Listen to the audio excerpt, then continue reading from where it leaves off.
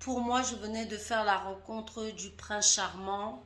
Aujourd'hui, ma vie est complètement brisée. Story time. Hein, c'est Steph, créatrice de la marque Ma Soeur et Ventre Plat Jungle Tea. Donc, si tu as besoin de perdre du poids, 3, 4, 5, plus de 10 kilos, c'est possible. Contacte-moi ou va choper sur le site. On s'occupe de toi. Fondatrice de la marque Beauty Booster Institute, que des produits naturels pour les cheveux. Donc, si tu veux avoir une roufa comme moi, contacte-moi, je m'occupe de toi. Donc aujourd'hui, c'est l'histoire d'une dame. Donc là, cette dame nous explique qu'en fait, elle s'ennuyait dans son couple. Donc elle était mariée, elle était mère de 2 enfants. Et franchement, son couple, c'était le train-train quotidien. Vous savez que des fois, quand on est en couple, à partir d'un certain nombre d'années, on s'ennuie. Les femmes, restez chez vous. Oh. Donc c'est comme ça qu'elle s'ennuyait, elle trouvait que vraiment son couple ne donnait plus vraiment, elle ne se sentait plus dans cette relation, donc elle a décidé de divorcer. Voilà que suite à ce divorce, elle rencontre un homme super charmant. Ben, ça tombe bien, super charmant. Elle dit qu'elle aimait la personne, elle aimait l'âme même du monsieur. Elle aimait tellement ce mec, elle était folle amoureuse de lui. Et vous savez, c'est une dame qui travaille dans tout ce qui est reconstruction personnelle. Donc, c'est quelqu'un qui est très bienveillant de nature.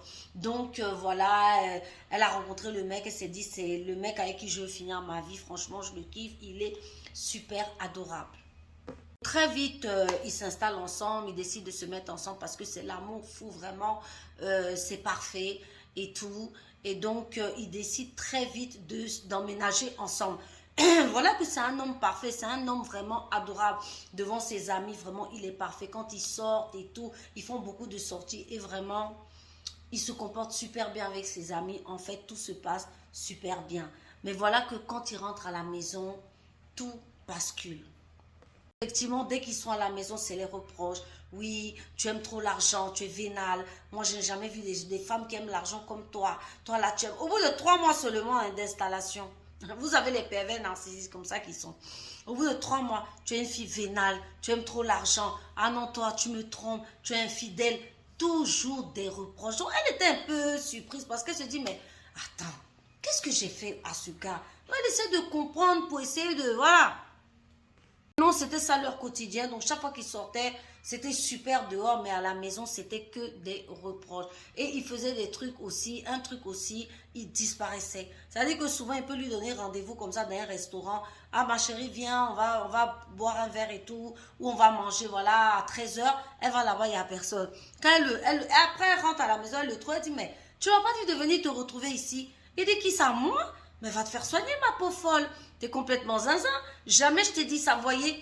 Donc, il lui faisait des trucs de dingue. La fille elle-même, elle se retrouvait pas. Donc, il lui faisait des trucs du genre, des fois, il peut la laisser dans la chambre comme ça. Il lui dit, tu sors pas de cette chambre, hein.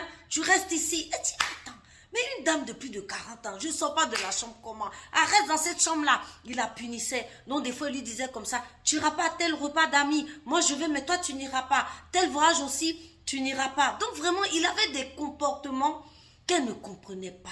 Il la punissait. Et puis, elle dit, jamais de violence physique. Elle n'a jamais tapé. C'était tout. Elle dit que, mais en fait, c'était tellement bizarre parce que tout était dans sa tête. Tu ne peux pas prouver. Il ne te frappe pas. Mais il te fait des petits trucs, des punitions. Vraiment, toi-même, tu ne comprends pas. Donc, elle commençait à être un peu perdue dans tout ça parce qu'elle trouvait que la personne vraiment avait des comportements étranges.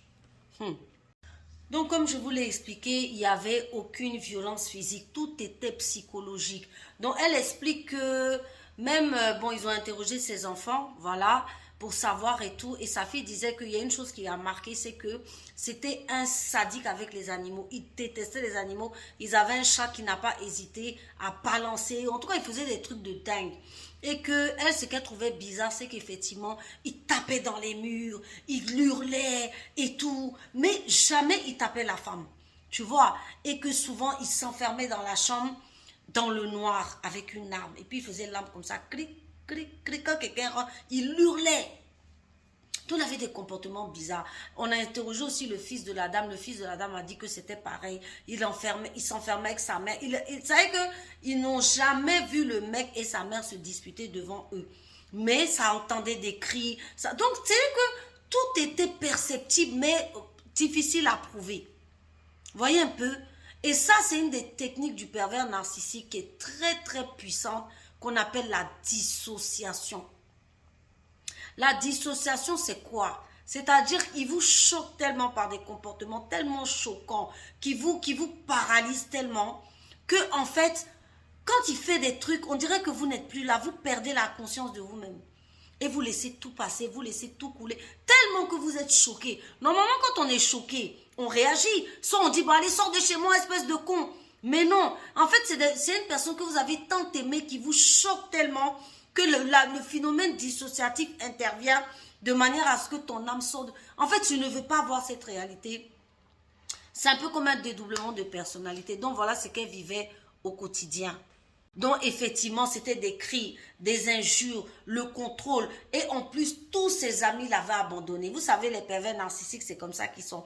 Et elle est restée avec une amie aussi, une seule copine à elle qui témoignait, qui disait que mais vraiment, c'était horrible. Que souvent, même quand elles sortaient ensemble, quand elles allaient dans les dîners et tout, la fille était toujours accrochée à son téléphone. Dès que le mec appelait, elle répondait. Et elle disait à la fille, ah, on dirait c'est une petite fille. Mais tu as quel problème avec ton nom? Et elle disait, et la dame lui disait que non, que moi s'il m'appelle, il m'envoie un message comme ça, que je ne réponds pas dans les 5 minutes là, c'est le drame et la torture. Donc vous l'aurez bien compris, tous les mécanismes du pervers narcissique étaient ici mis en place. Le contrôle, les injures, les coups fourrés, la folie, les menaces, on tape dans le mur, donc on t'effraie, on te fait peur. C'était une horreur. La dame se demandait, mais je suis où? Je suis avec qui? Cette personne-là, c'est qui? Vous que la dame, la pauvre, ne sachant plus où donner de la tête, elle a commencé à maigrir, maigrir, maigrir. Elle a dit qu'elle faisait 1m60, elle ne pesait plus que 40 kilos. Vous imaginez, elle avait que la peau sur les... Parce que c'est moi, elle ne comprenait pas, tout était dans sa tête. Et tu ne peux rien prouver aussi. Il t'a jamais tapé, il n'a jamais rien fait. Donc, c'était vraiment une situation compliquée. Elle disait que c'est vers la fin qu'il a commencé à s'approcher d'elle pour lui dire, ah, si je te mets un coup, qu'est-ce que tu vas faire? Là, si je te mets un coup, tu aimerais bien, hein? Là, tu pourras aller porter plainte. Bon, vraiment, vous voyez? D'ailleurs que ce sont des détraqués mentaux. C'est comme ça que la dame s'est dit, non, mais je suis avec un fou. Il faut vraiment que je m'en aille. Et c'est comme ça qu'elle a décidé de le quitter. Donc voilà, aujourd'hui, elle essaie de se reconstruire. Ils sont toujours séparés. Ils sont séparés, mais ils sont toujours en lien parce que voilà, ils avaient pris une maison ensemble.